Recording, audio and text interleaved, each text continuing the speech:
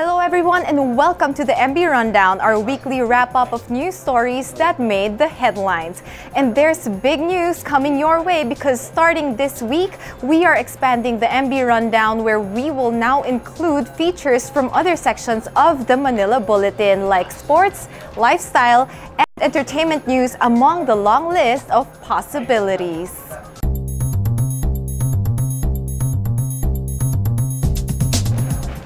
And now on to the headlines. We opened this edition with this week's biggest event, the second State of the Nation address or SONA of President Rodrigo Roa Duterte, which he delivered Monday at Batasang Panbansa.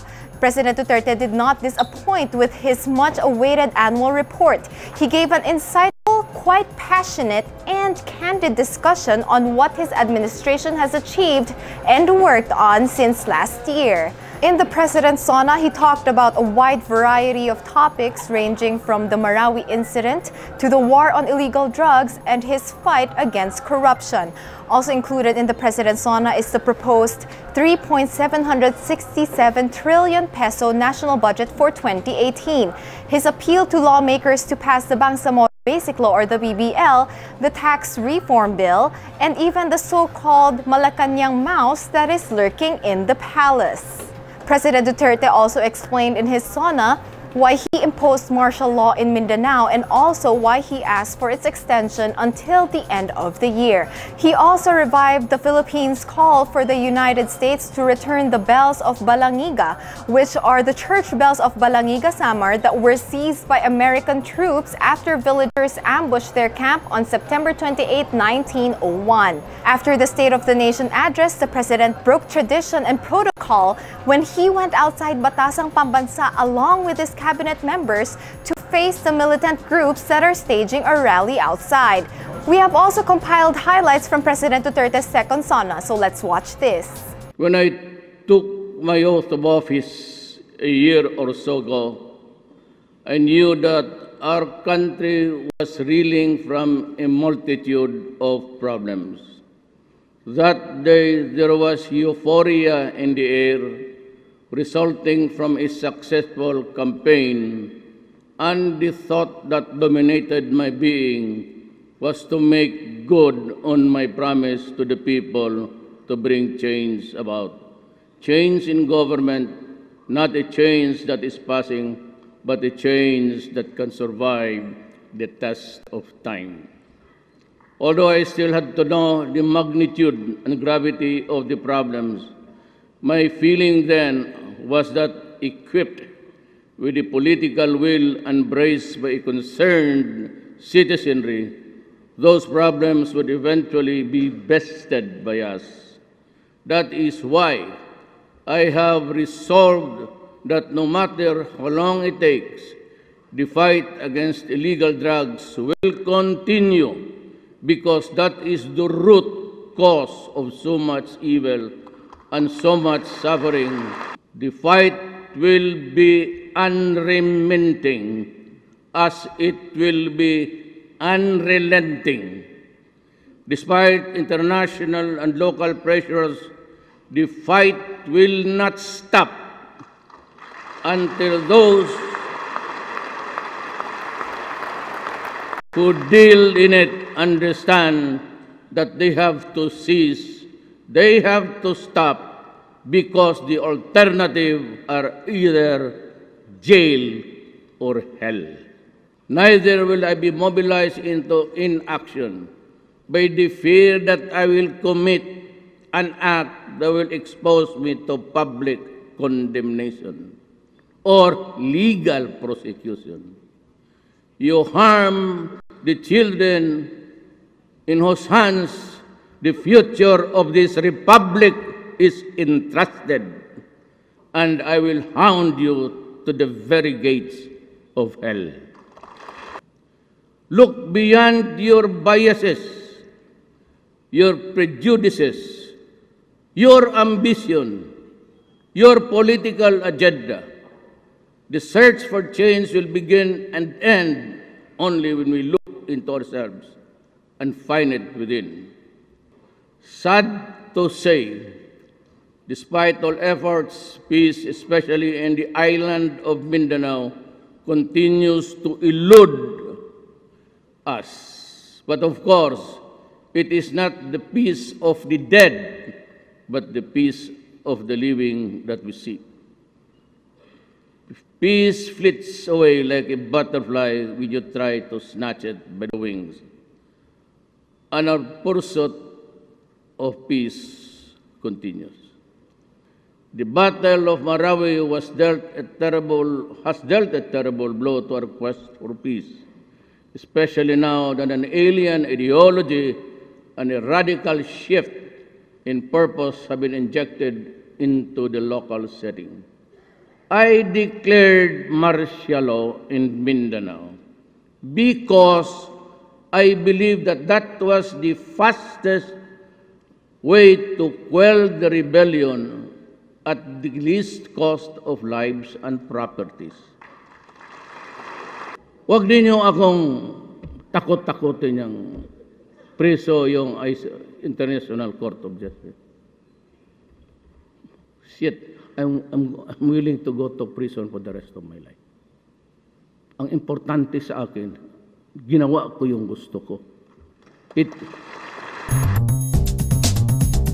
And since the annual sauna also happens to mark the beginning of a new session of Congress each year, members of the Senate and the House of Representatives with their spouses came in their finest Filipiniana outfits. MB Rundown was also there to capture those bright moments when the senators, congressmen, and guests walked the red carpet at the Batasang Pambansa in their elegant dresses and smart barongs.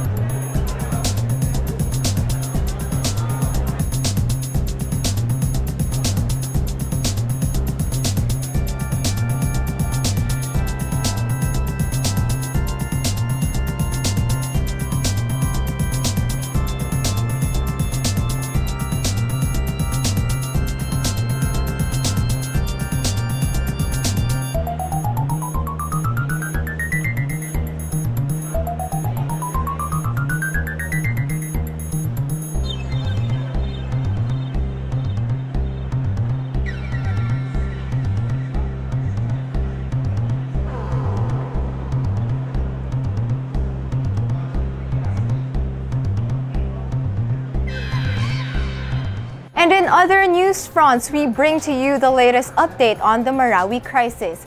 President Duterte has directed the military to be more deliberate in its bid to regain full control of the war-torn city because he has received reports that the Maute Group terrorists are keeping around 100 hostages, while hundreds more civilians are trapped in the battle zone.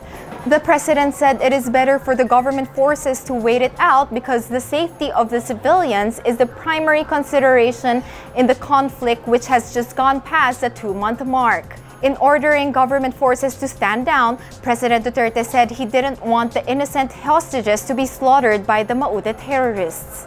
In another event at the House of Representatives, Ilocos Norte Governor Amy Marcos finally appeared last Tuesday before a House panel investigating the alleged misuse of 65 million pesos in tobacco excise tax of the province. Governor Marcos yielded to a subpoena issued by the House panel for her to testify on the alleged anomaly that involved the purchase of more than 100 different vehicles with the use of the excise tax funds.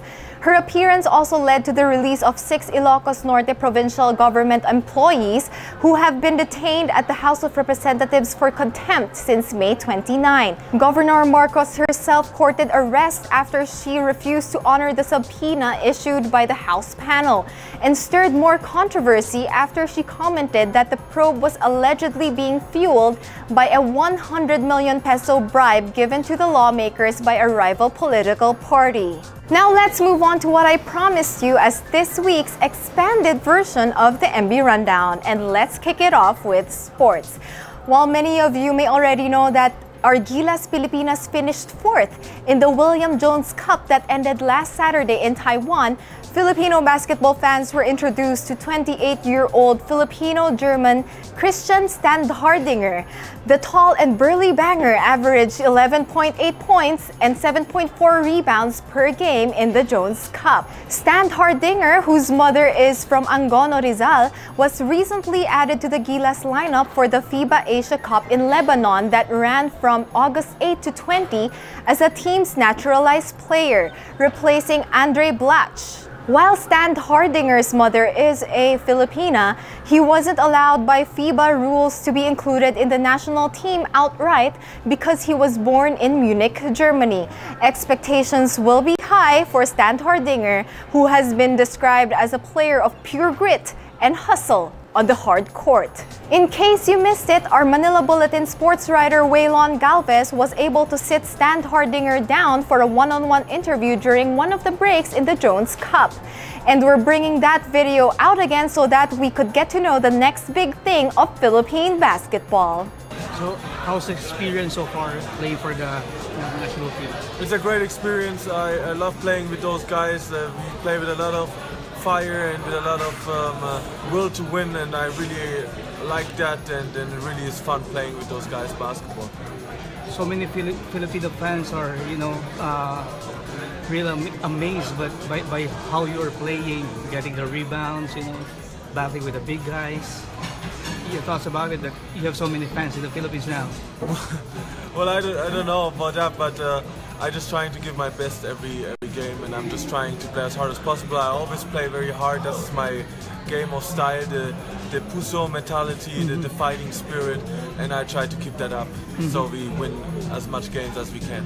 After the Gilas experience, many are hoping for you to play in the PBA. Any thoughts about it? Like I said, the option is definitely there, and I would love to play in the PBA. But the future is uncertain right now, so I have to see what comes along and which decision I'm gonna make. Well, my mom is from the Philippines, so obviously I have Filipino blood in me. And also, when I visit Philippines, I meet so many with my family. I meet so many great people, kind people, and sometimes the circumstances in the Philippines are not very good. A lot of poorness, unfortunately.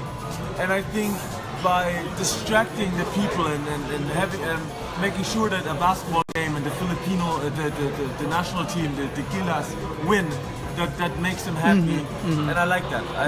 This is what it means to me. It means a lot to distract people a little bit, maybe from their not so good circumstances, or just bring fun to this. So that's what it means. I think the great thing about the Philippines is the kindness of the people. I really admire that. Well, I hope that we will win a lot more games, and I hope that we will bring you happiness by playing with a lot of puso, with a lot of fighting spirit, and mahal kita.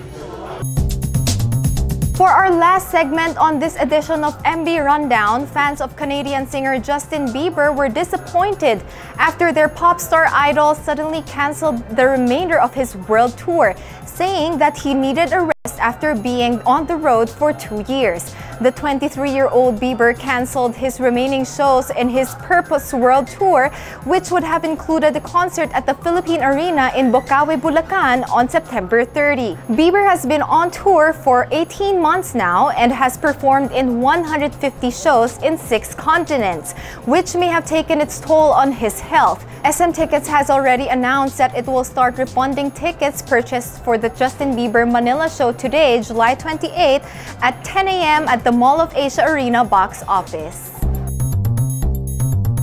And that's it for this week's MB Rundown. How's that for MB Rundown version 2.0? We sure would like to hear what you have to say, so make sure you use the hashtag MB Rundown in all your comments, status, and tweets. And tell us what you want to see in next week's episode. This has been Nicole Cordoves, and I'll see you again next week.